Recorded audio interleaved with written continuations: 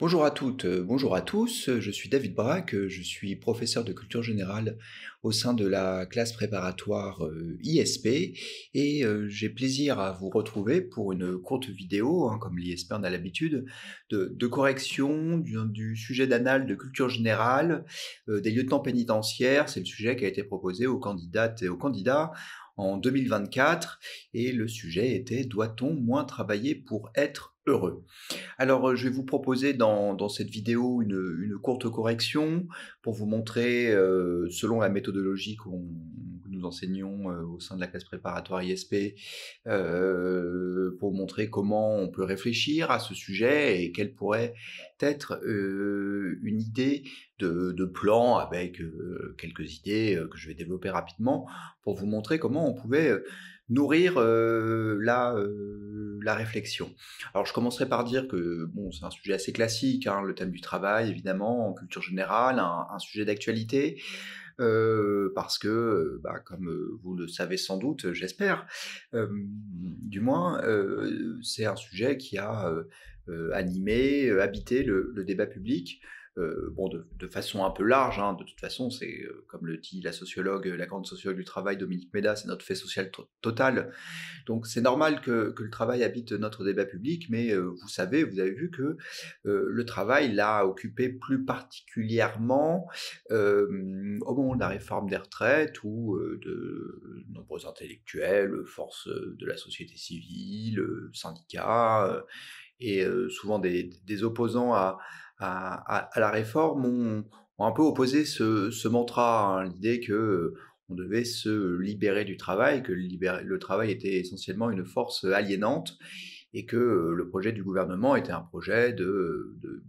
mise au travail tout simplement de la population, ou d'extension de l'empire du travail, alors que bon, le moyen technique, la perfection de notre système d'organisation et de protection sociale permettrait de faire un pas vers une libération supplémentaire vis-à-vis de la servitude que représente le travail. Donc il fallait évidemment inscrire votre réflexion dans cette actualité. C'est toujours important de montrer au correcteur que vous avez compris pourquoi on vous pose le sujet, à quoi il fait référence, et pour problématiser le sujet, bah, c'est bien d'essayer de voir quel écho il a dans notre société actuellement. Mais bon, plus largement, et une bonne dissertation devait identifier ça, cette question de, de la place du travail dans nos vies, hein, et relativement au bonheur. C'est une question assez ancienne, et je vais essayer de vous le montrer rapidement, qui est à peu près aussi ancienne que la philosophie en réalité. Et ça m'amène à une deuxième remarque importante face à un sujet tel qu'il est posé. Il ne faut pas apporter une réponse définitive, hein. Si on vous dit doit-on moins travailler pour être heureux, l'idée n'est pas tant pour vous, enfin pour le candidat ou la candidate à une épreuve de culture générale, de venir dire dans sa conclusion oui, on doit moins travailler pour être heureux, ou non, on doit plus travailler pour être heureux. Il faut en réalité aller chercher à, à comprendre, à analyser les problèmes qui se posent à notre société et les problèmes que révèle cette question. Ceci étant dit, ça ne vous empêchez pas d'embrasser plutôt l'un ou l'autre des versants de la philosophie ou de la pensée du travail. Parce que vous savez, il y a enfin c'est ce que je disais à l'instant, il y a une conception du travail qui valorise plutôt le travail comme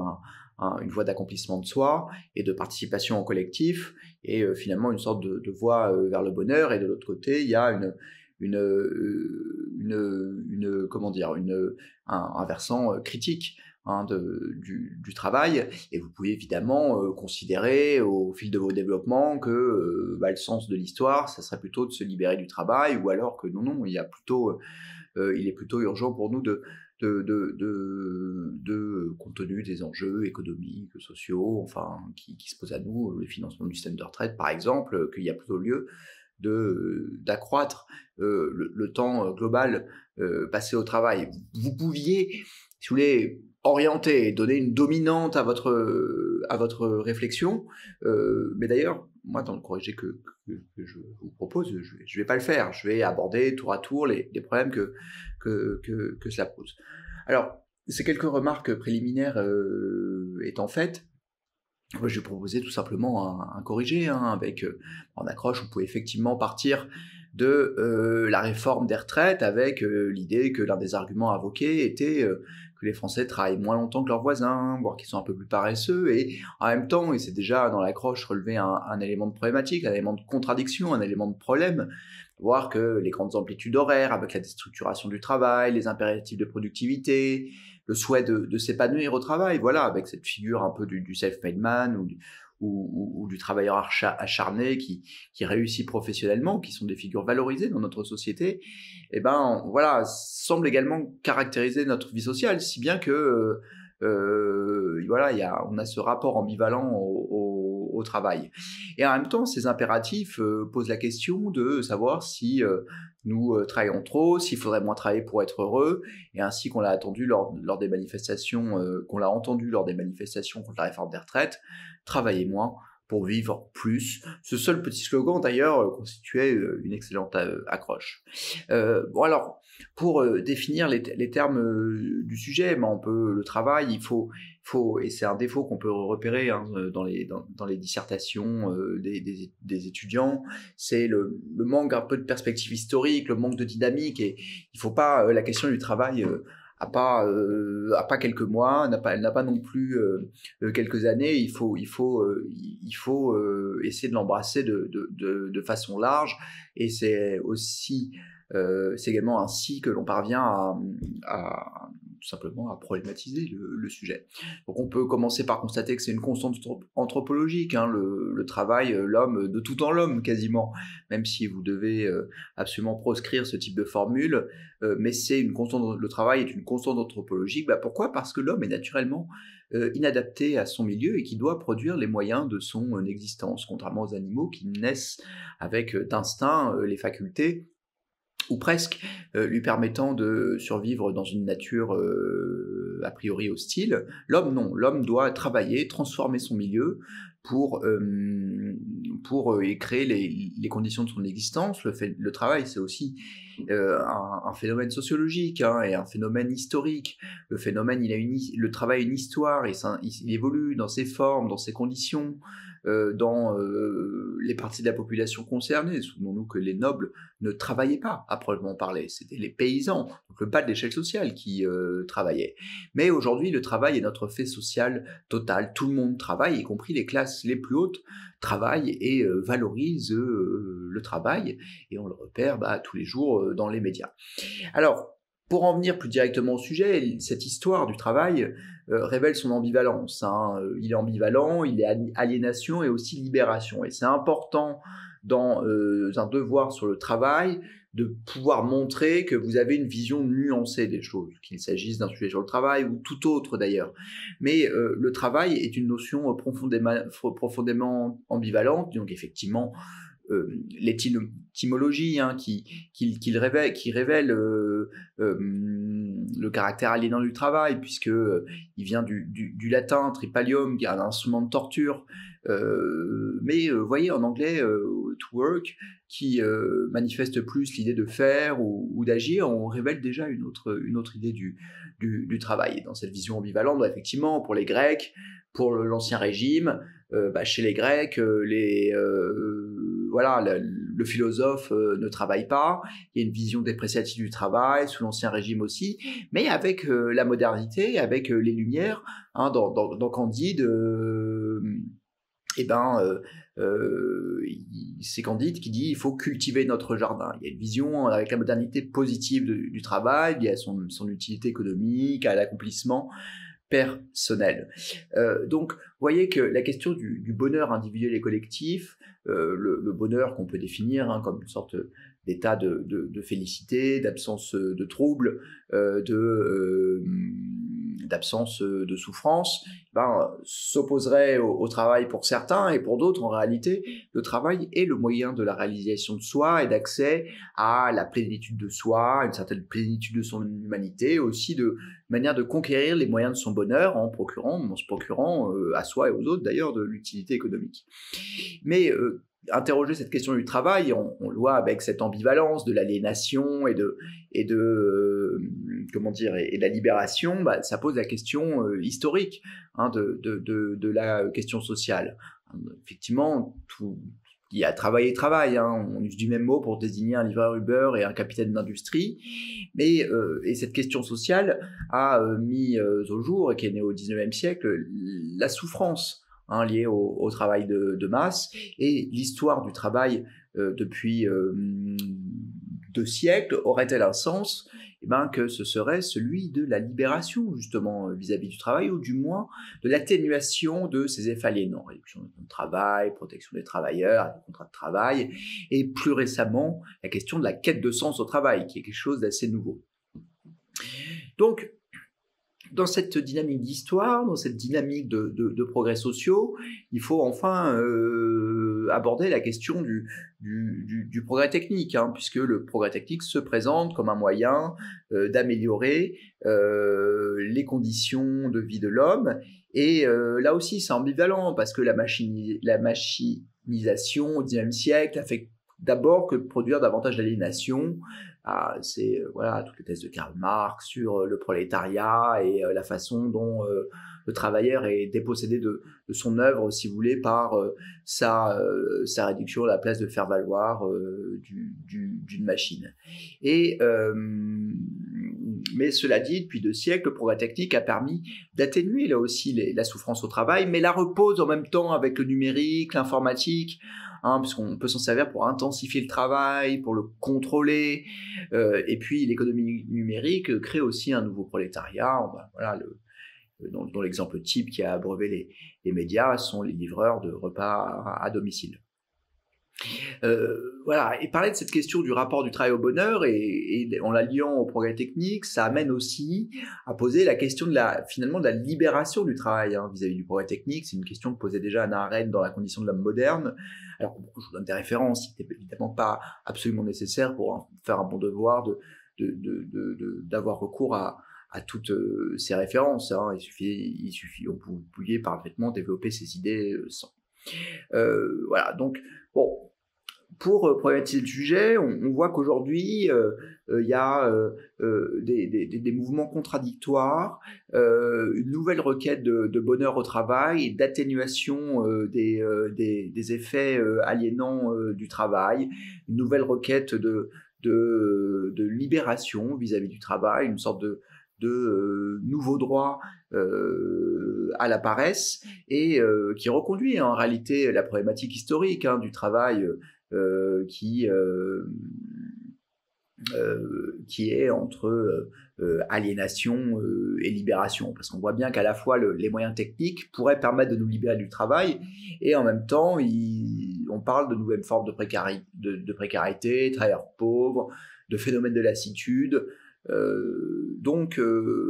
aujourd'hui, notre existence, enfin notre conception moderne du travail est toujours prise dans les contradictions anciennes, historiques du travail entre aliénation et libération. Donc, pour envisager ce problème, on va commencer justement par en grand 1, détailler un peu les fondamentaux de la pensée du travail dans une perspective contemporaine. Donc, grand 1, aliénation, libération, l'ambivalence du travail, et commencer par dire en grand 1 que, justement, il y a une conception historiquement négative du travail, et qu'il y a une longue quête de libération de l'homme vis-à-vis du travail. Donc, le travail rime avec la souffrance, c'est la Genèse. Ou le travail dans la Bible, qui présente le travail comme un châtiment. C'est à la sueur de ton visage que tu mangeras ton pain.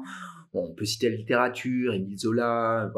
Germinal, les films, les temps modernes de Chaplin, la question de l'émergence de la question sociale au XIXe siècle. Il y a beaucoup de références possibles. Dans un deuxième temps de ce grand A, envisager l'émancipation progressive du travail, hein, avec la réduction notamment du temps de travail au XXe siècle, qui est un marqueur du progrès social, et parallèlement l'essor d'une civilisation du loisir qui place le bonheur, l'accomplissement personnel en dehors du travail, hein, avec, on peut citer toutes les conquêtes sociales, hein, l'avancée de l'âge de la retraite, l'état social, la protection sociale. Et d'ailleurs, travailler moins n'est pas une utopie, mais une réalité historique. Hein, et Jean Viard rappelait dans son dernier ouvrage que la révolution qu'on attendait est arrivée en 2021, que le travail occupe désormais en France en moyenne 10% du temps d'une existence, contre 50% au début du XIXe siècle. Et c'est aussi lié à l'accroissement de l'espérance de vie. Si bien, grâce au progrès technique, que plusieurs auteurs ont envisagé la question d'une libération complète du travail. Donc il y a Hannah Arendt dans La condition de l'homme moderne, il y a La fin du travail, qui est un ouvrage de Jeremy Rifkin de 94, et dans lequel il nous dit que avec la troisième révolution technologique, fondée sur les télécommunications et une nouvelle technique d'information de communication, le travail salarié traditionnel se marginalise. Mais bon, grand B, ce mouvement historique de libération du travail ne peut pas faire oublier que le travail est également perçu comme une libération. Et c'est voir que déjà, on peut pas parler du travail, que le travail tel qu'on le présente dans nos sociétés se laisse pas vraiment appréhender. Il n'y a pas un seul travail. Donc il y avait l'esclave antique, les ouvriers du XIXe siècle, le travail domestique, c'est bien de parler de la place des femmes et de genrer un peu la question. Uber, Amazon, les travailleurs du care aujourd'hui, ça peut être les infirmiers, les services à la personne, l'aide à la personne, et de dire que c'est difficile de raisonner de façon univoque et unitaire sur ce sujet. Mais bon, que le travail néanmoins est aussi une libération, et Marx lui-même, qui qualifiait donc l'homme d'animal laborance, et on renvoie à la dimension anthropologique du travail, et lui-même, Marx, voyait dans le travail une libération. Il disait que le travail, dans sa forme sociale capitaliste, était une aliénation, mais le travail, il voyait le propre de l'homme, et que dans un travail libéré des servitudes de la société capitaliste, et en réalité, l'homme devait pouvoir y trouver les moyens de sa libération. Et en réalité, le mouvement ouvrier cherche pas tant à abolir le travail qu'à en supprimer le caractère aliénant. En tout cas, force est de constater que le travail est toujours notre fait social total, qu'il est le socle de nos sociétés. Et si c'est le fait social total, c'est aussi l'idée que l'identité de chacun est définie par son travail. Il y a une valorisation du travail dans notre société. Donc il y a conjointement un mouvement de libération, mais ce qu'on voit dans le grand B, c'est qu'il y a le travail demeure valorisé, demeure important, que l'identité se forge dans le travail, et que c'est aujourd'hui la grande institution socialisatrice. Bon, on achève ce grand 1, donc on peut passer au grand 2, et la question du travail pose aujourd'hui deux problèmes: le besoin de sens au travail et les nouvelles formes de précarité. Donc grand 2, les mutations contemporaines du travail. Et là, on va interroger vraiment la question: doit-on travailler moins pour être heureux, prise dans son actualité, si vous voulez. Et on voit bien que, en grand A, qu'on va interroger, c'est les mutations du rapport au travail. Et là, il ne s'agit pas tant de dire oui ou non, il faut travailler plus ou moins, mais de voir qu'il y a une nouvelle requête sociale, une nouvelle attente sociale vis-à-vis du travail. On a parlé depuis le Covid-19, certains ont déclaré le déclin de la valeur travail, on a parlé de grandes démissions, d'épidémies de flemme, c'est peut-être lié à ce que l'anthropologue américain décédé il y a peu, David Graeber, Graeber, dans Bullshit Jobs, appelé Bullshit Jobs, c'est-à-dire la multiplication dans notre société de jobs, job à la con, en fait, c'est la traduction en français, dans ce qu'il appelle des emplois qui sont si inutiles ou superflus que même le salarié ne parvient pas à justifier son existence et qui se sont obligés de le faire néanmoins. Et en fait, ce qu'il nous dit, c'est que voilà, le capitalisme a créé une multitude de fonctions dispensables qui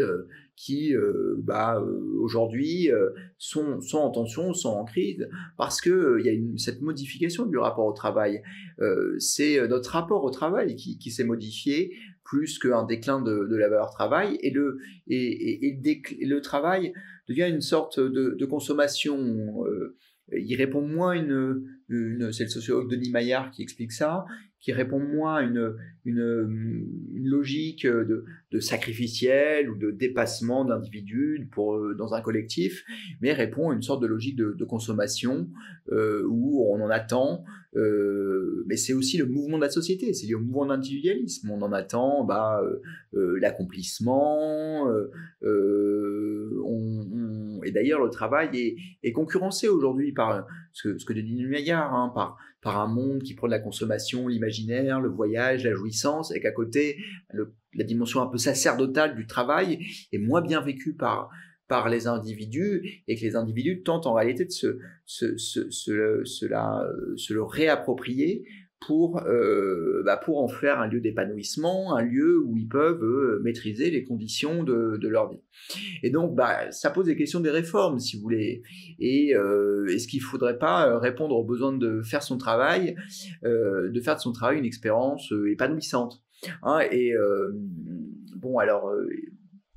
il s'agit là pas tout à fait d'un droit à paresse, mais une forme de réinvention du travail, de réinvention de soi. Et il y a au moment de la réforme des retraites, il y a des gens tout à fait sérieux qui ont proposé qu'on change complètement l'organisation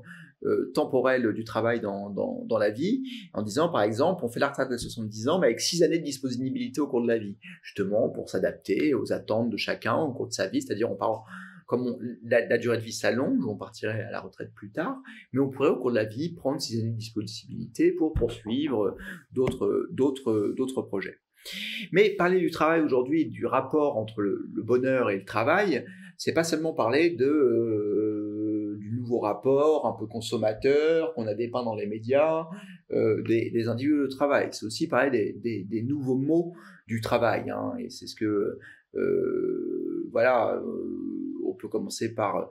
parler du back-office, hein, des travailleurs essentiels et invisibilisés, donc on a beaucoup parlé, hein, au moment du Covid, hein, de tous ces travailleurs essentiels et d'une nouvelle condition ouvrière qui est plus aussi présente dans le débat qu'elle le fut, mais avec ce que je disais tout à l'heure, les travailleurs du Caire, les livreurs Amazon, les salariés de la logistique, un salariat un peu dominé du bas de l'échelle qui n'a plus véritablement de présence dans le débat public, mais qui souffre et qu'on repère dans les chiffres des accidents du travail, des accidents du travail.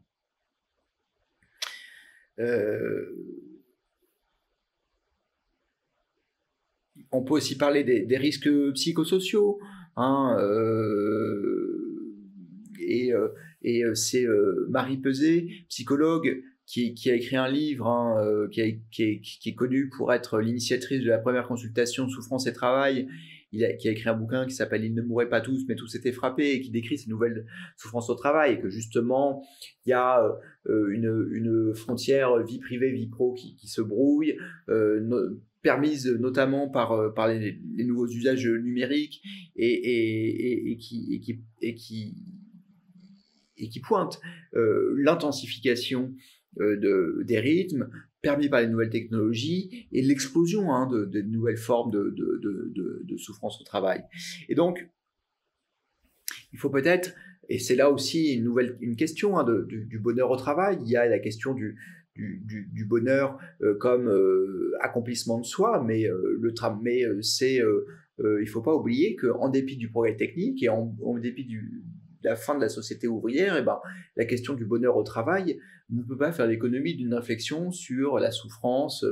professionnelle, physique et psychique qui existe toujours dans notre société et qui, pire qu'avant, est très invisibilisé, hein. Il y a,